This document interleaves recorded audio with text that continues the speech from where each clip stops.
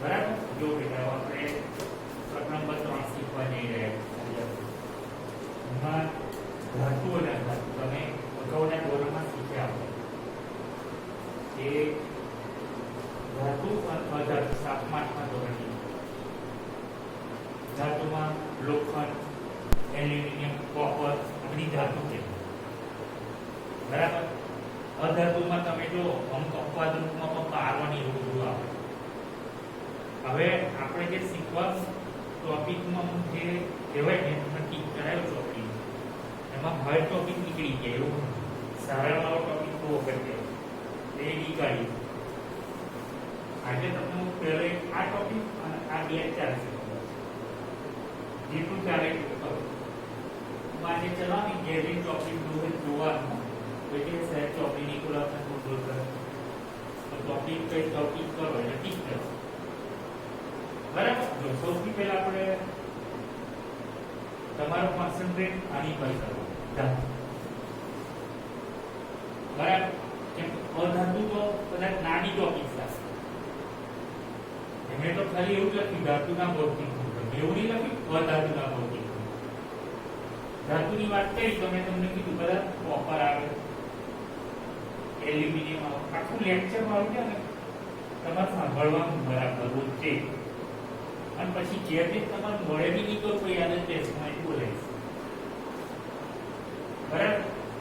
લોખંડ આવે, આ બધી ધાતુઓ વિશે આપણે તો સૌથી પહેલા જે આજે આપણે શીખવા જઈ રહ્યા છીએ ટોપિક હવે તો અસંખ્ય આપણે બે ત્રણ ખાલી ઉદાહરણ તમને સમજાવું. આજે આપણે આના શીખવાનું ભૌતિક.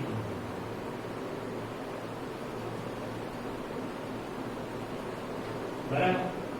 પરીક્ષામાં 2 માર્ક્સનો પ્રશ્ન પૂછાય.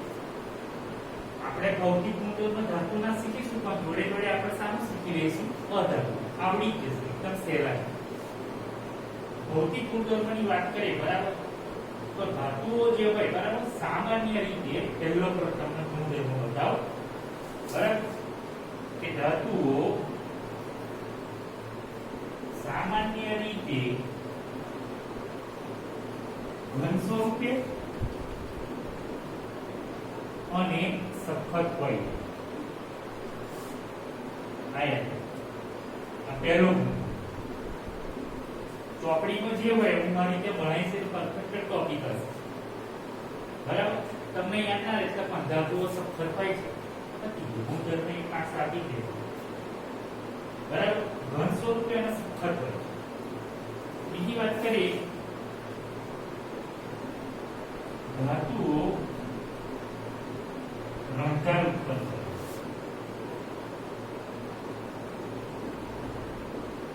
આ બીજો ધાતુઓ રણકાર એને પછડાવો તો રણકાર. બરાબર. ધાતુઓ વિદ્યુતના સુવાહક.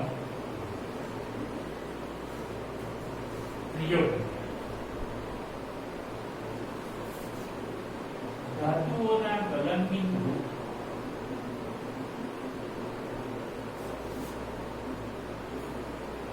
ઊંચા. દરેક ગુણધર્મ એક એક ખાલી આવું યાદ રાખશો તો આવડી જશે. હજુ તમે 4 જ ગુણધર્મ. ધાતુને ટીપીને કે ખેંચીને તાર કે પતરા બનાવી શકાય છે.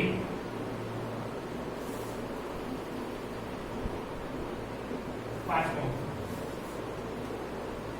અલગ અલગ તમારે તો 4-5 ગુણધર્મ યાદ રાખો તો પણ બોલે વાંધો. બરાબર. સામાન્ય આપણે એવું લખીએ કે ધાતુઓ ઘન સ્વરૂપે હોય છે, ધાતુઓ સખત હોય છે, ધાતુઓ રણકાર ઉત્પન્ન કરે છે, ધાતુ વિદ્યુત અને ઉષ્માના એ લક્ષણની બસ સુવાહક છે. ધાતુઓના ગલન બિંદુ હોય છે. ધાતુને આને ઘણા છૂટી પાડે. બરાબર. ધાતુને ટીપીને બરાબર એ ખેંચીને ભેગું લઈ લીધું તાર કે પતરા બનાવી. આ જે વસ્તુ આવ્યું એમાં ટીપવાની વાત કરી ટીપીને, બરાબર? એમાં ટીપાવ કોણ આવ્યું એનો ગુણધર્મ કહેવાય. ખેંચીને વાત કરે ખેંચીને એટલે એ તમારે કહેવાય તણાવ કોણ. બરાબર? આ બે વસ્તુ એવડે ટોપિક સમજાઈશ કે બે વસ્તુ શું કહેવામાં આવે. બરાબર? ટીપીને તાર કે પતરા અને ખેંચીને તમે બનાવી શકો. હજુ જોઈએ તે સાઈડ પર લખીએ.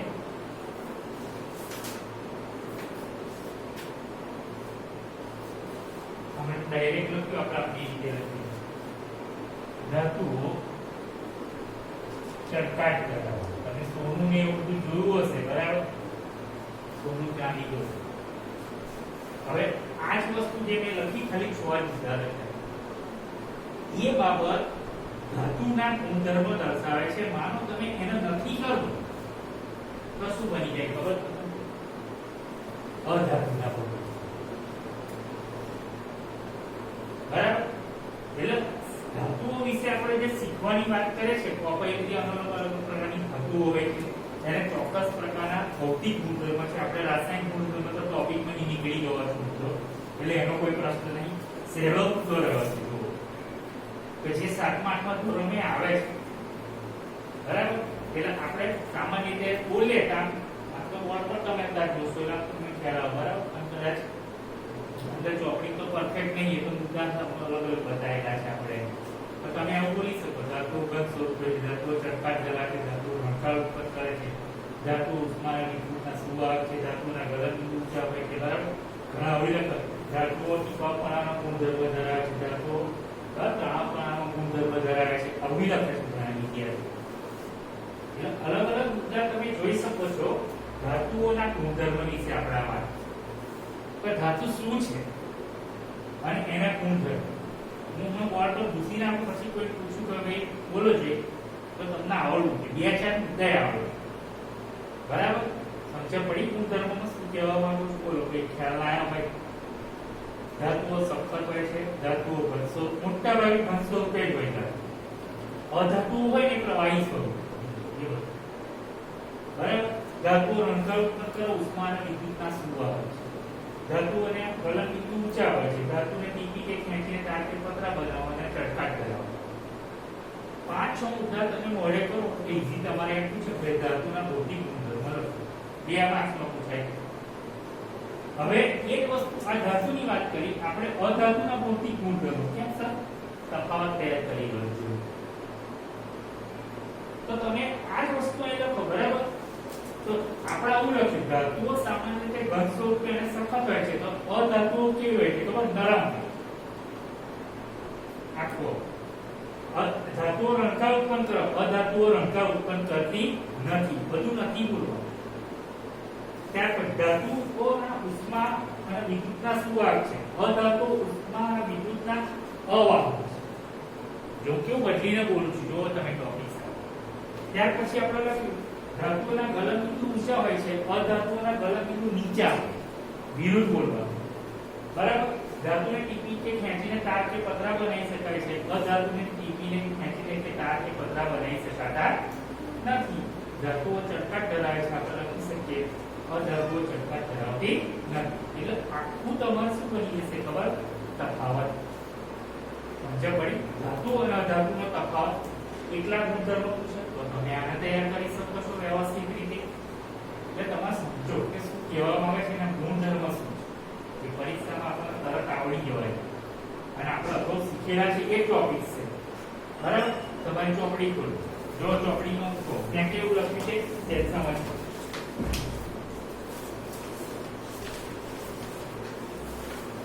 પેજ નંબર 38 છે ઉપર જુઓ, નીચે લખી છે પ્રવૃત્તિ 3.4 ની ઉપર. તમે જોશો કે કેટલીક ધાતુને ટીપીને પાતળા પતરા બનાવી શકાય છે. એ ગુણધર્મને શું કીધું છે? વાંચો. ટીપાવ. તમને પૂછો ટીપાવવાનો અર્થ શું? તો ધાતુને ટીપીને શું બનાવી શકો છો? પતરા બનાવી શકો છો. એટલે એને કેવું શું કહેવાય છે? ટીપાવપણું કહેવાય. પિકલ એજન્ટ, બરાબર? સોનું ચાંદી તમે જો અમુક તો લોખંડને ટીપીને પણ શું કરે છે, બધા સાધનો બનાવે છે લોખંડના, તમને કદાચ ખ્યાલ હોય. બરાબર. ત્યાર પછી 3.4 ની પ્રવૃત્તિમાં નીચે લખ્યું છે ધાતુઓની પાતળા તારમાં ફેરવાઈ જવાની ક્ષમતાને શું કહે છે? તણાવ. બરાબર. સોનું સૌથી તનનીય ધાતુ બતાવ્યું છે. બરાબર. બહુ સોફ્ટ બાબત હોય એટલું તમને આશ્ચર્ય થશે. જોઈ લો, વાંચો. 1 ગ્રામ સોનામાંથી કેટલા કિલોમીટર લંબાઈનો તાર બનાવી શકાય છે? બોલો. 2 કિલોમીટર લખ્યું. જો વિચારો તો સોનું કેટલું તમને કેટલું એને ખેંચી શકાતું હશે, વિચારો. તો એ જે બતાવ્યું એ તણાવ પણ છે. આજે મેં તમને બતાવ્યું બળ. હવે આ બે વસ્તુ તમને પૂછો તો આ તો એવું પૂછાશે ને, તો મેં એટલે ત્યાં બતાવ્યું. બરાબર. હવે તમે એ પેજ તમારું જુઓ અને મેં બોર્ડમાં શીખવાડ્યું. ત્યાં અંદર ગુણધર્મ નહીં લાગે, ત્યાં શું કરે છે, ઉદાહરણ બતાવે છે અને તરત આવું બધું બતાવે છે. આપણે સીધું આવું લખવાનું, આપણે એના આ રીતે તૈયાર કરવાનું. બરાબર. ધાતુ અધાતુ હું ભૂસી નાખું તો તરત તમને ખ્યાલ આવે કે સાહેબ આવું કીધે. બરાબર. ફરી એકવાર જોઈ લે.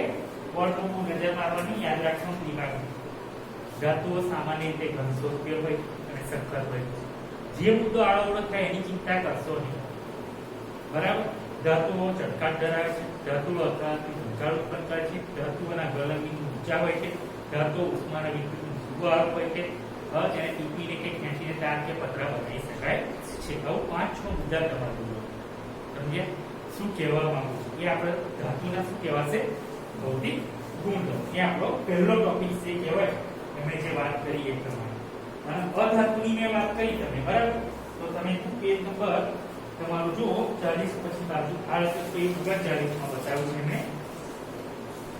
બરાબર.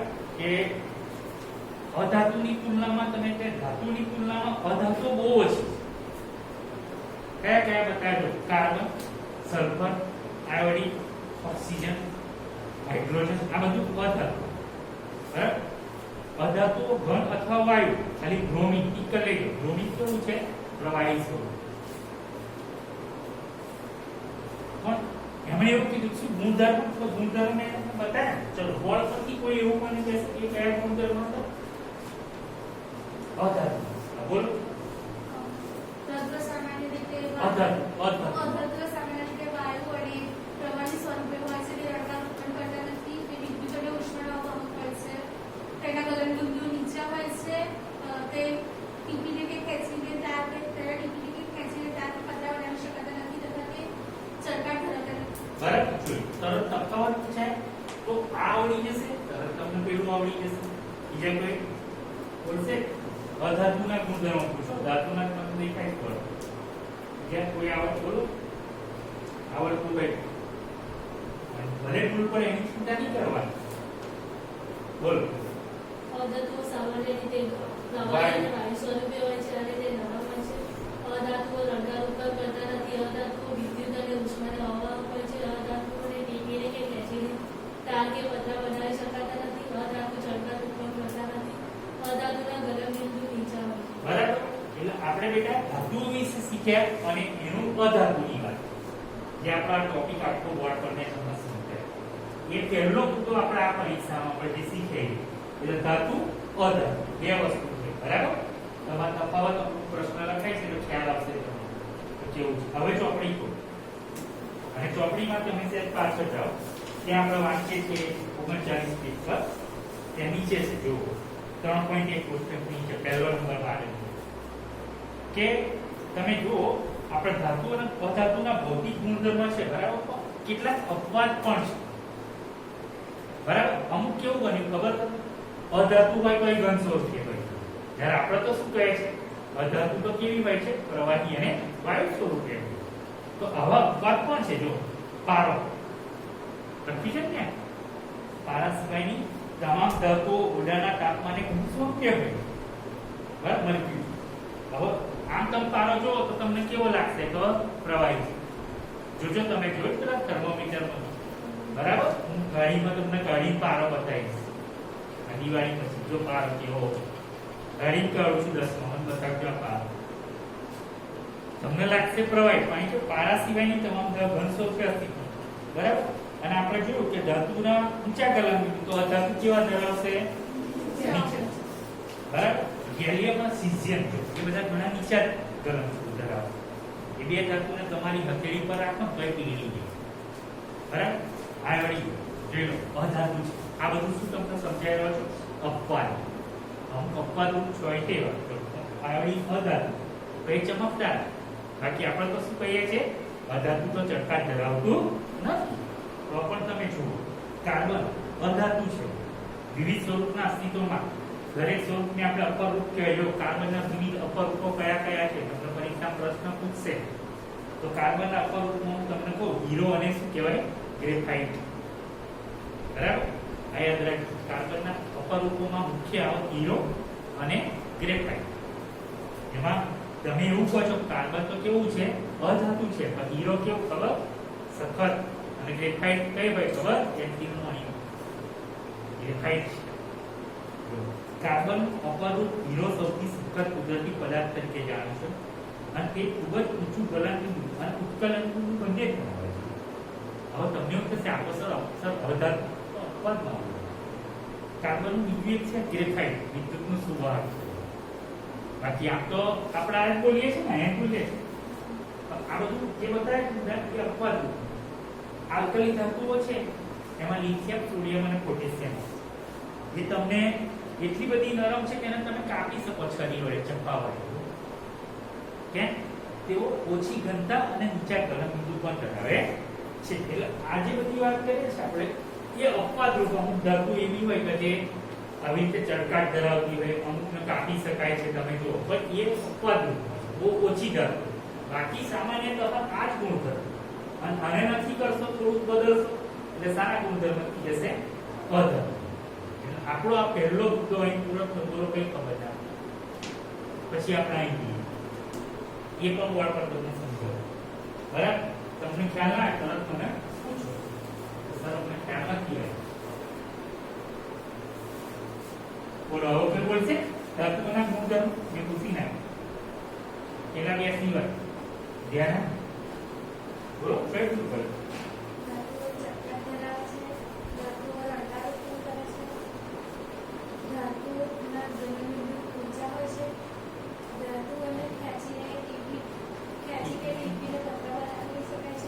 બે ચાર મુદ્દાઓ તો પણ ઇનફ છે એમ કહેવાનો ભાવ. બરાબર. હવે ધાતુઓનો અધાતુનો તમને ગુણધર્મો પૂછું તો આવડે ને? અરે સોરી તફાવત પૂછું તો ખબર પડી જાય. આજે આપણે લખીશું પણ પૂરું થશે. હવે આપણો ટોપિક ખોલો પાછું. ત્યાં ધાતુ અને અધાતુઓ કેવી રીતે પ્રક્રિયા કરે છે.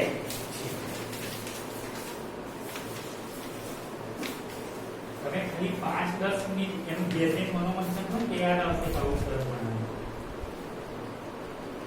હવે આ ગતિનો આજે આપણે શીખવા જઈ રહ્યા. બરાબર. આપણે ધાતુઓની તમને વાત કરું અને અધાતુની વાત કરીએ આપણે. બરાબર. તો તમને કોષ્ટક ત્યાં 3.347 પેજ પર બતાવ્યું.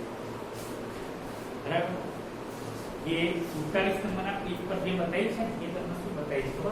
દરેક જે તત્વો હોય છે એને ઇલેક્ટ્રોનીય સંરચના જે કહેવાય. પરીક્ષામાં 1 માર્ક્સનું પૂછાય.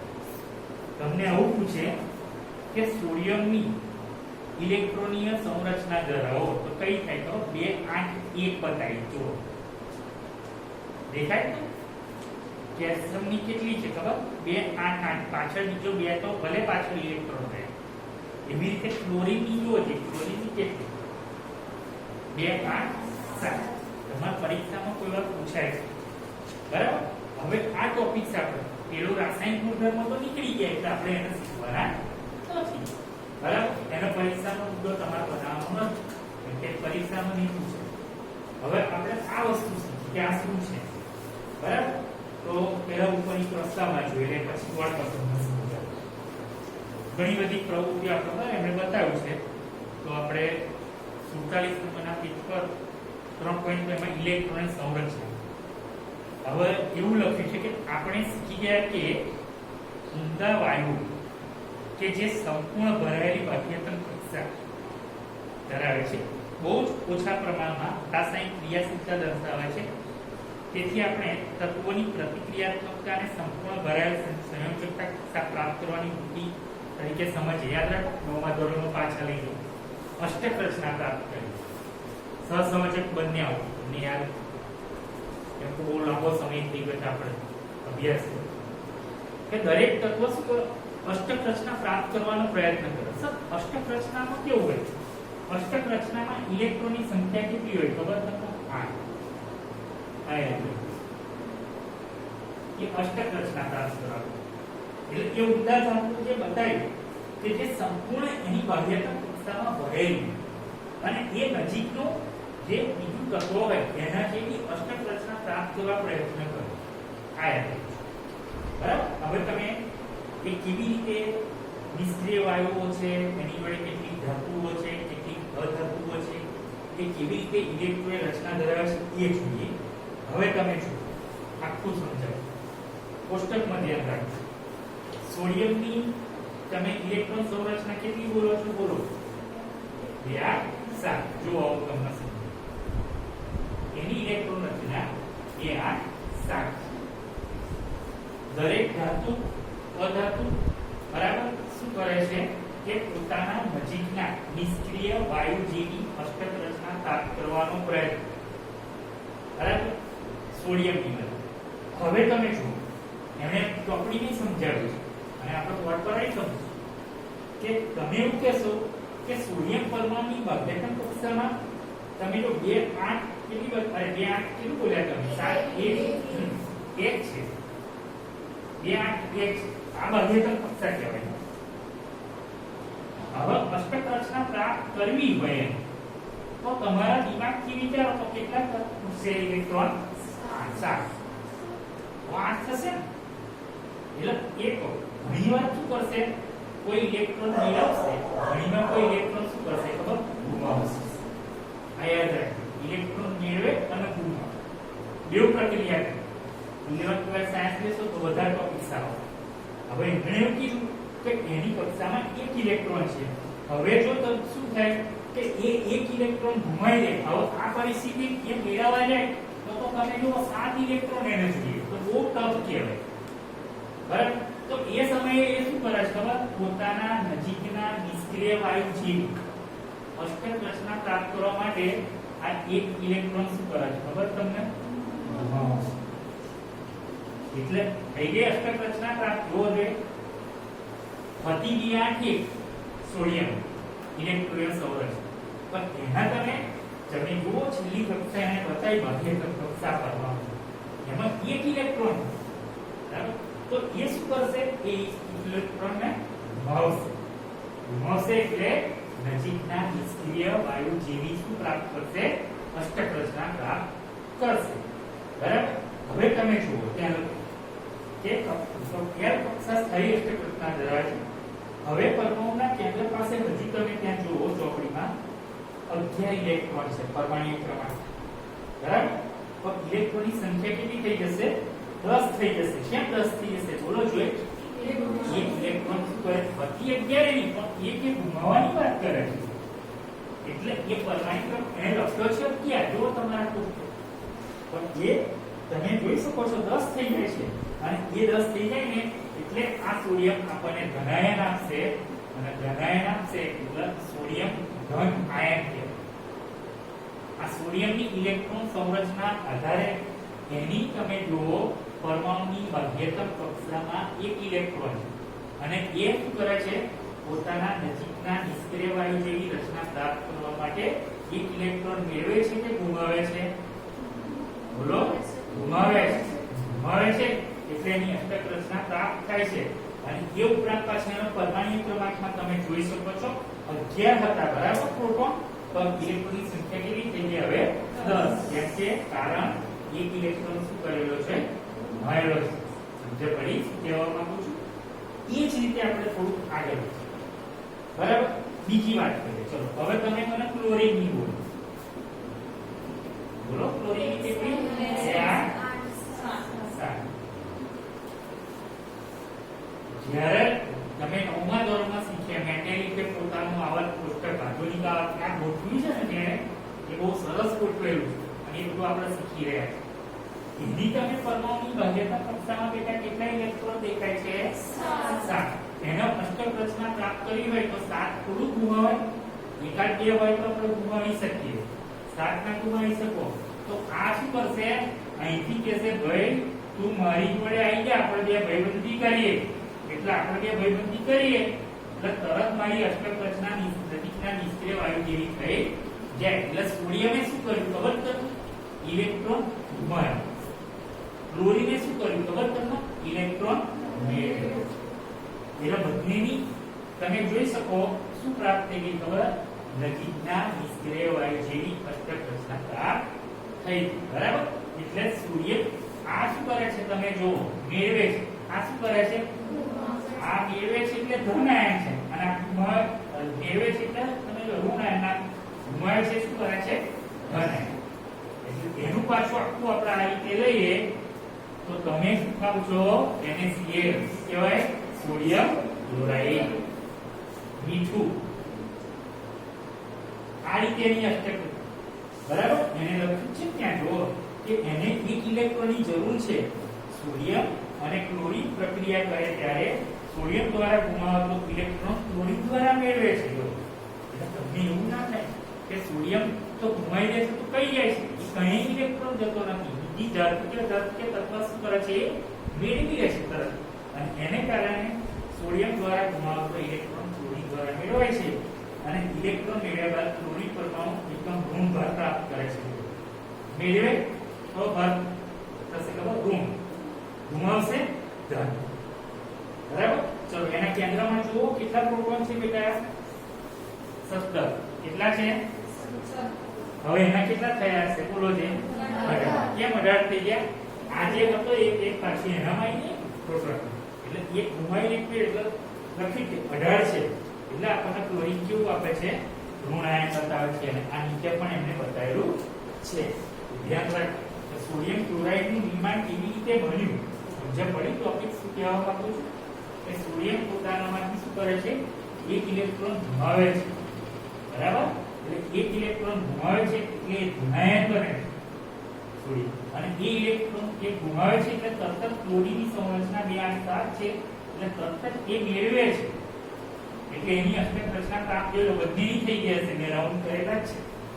બંનેની અષ્ટક રચના પ્રાપ્ત થઈ જાય એટલે ક્લોરીન કયો આયન ધરાવે છે, ઋણ આયન. અને આખું તમે તૈયાર કરો NaCl એટલે સોડિયમ શું કહેવાય છે, ક્લોરાઇડ આપણને કહેવાય છે. ત્યાં લખ્યું છે નીચે એનું ઇલેક્ટ્રોનીય સૂત્ર પણ આપણને આપ્યું છે આકૃતિ 3.5 માં. સોડિયમ ક્લોરાઇડ કેવી રીતે બન્યું તો જે પડી તમને શું કહેવા માંગુ છું યાદ રાખજો.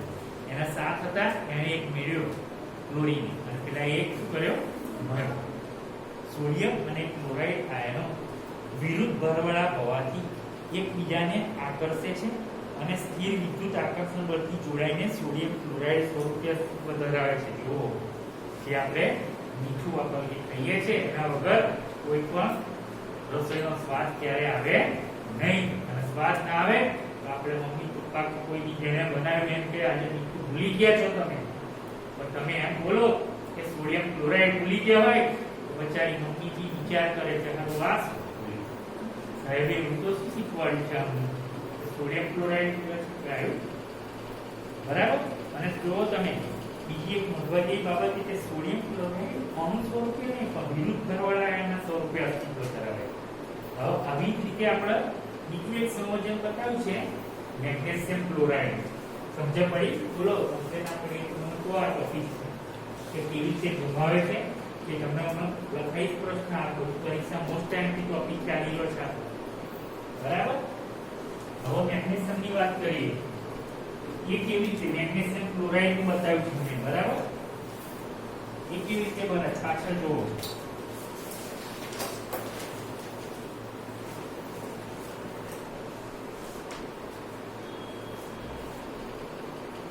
પહેલા મેગ્નેશિયમ ની વાત કરીએ. પુસ્તક જોજો હો, પુસ્તકમાં જોવો જે સંરચના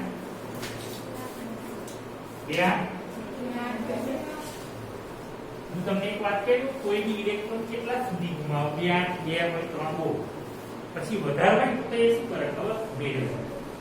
યાદ રહે 2 8 કેટલી બોલ્યા,